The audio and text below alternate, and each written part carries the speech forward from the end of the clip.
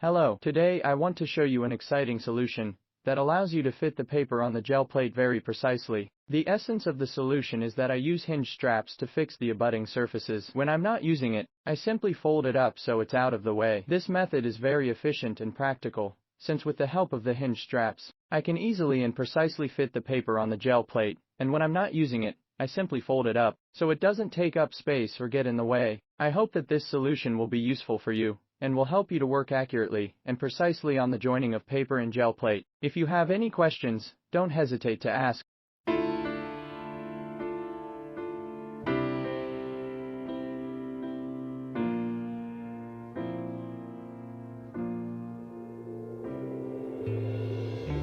Oh, my Father, I feel so sad as I stared upon your grave.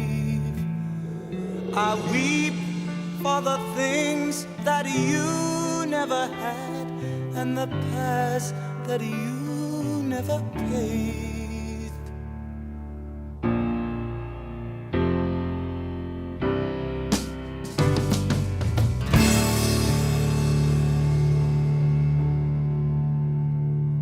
I'm crying for the things that I never said and all the love that I never showed.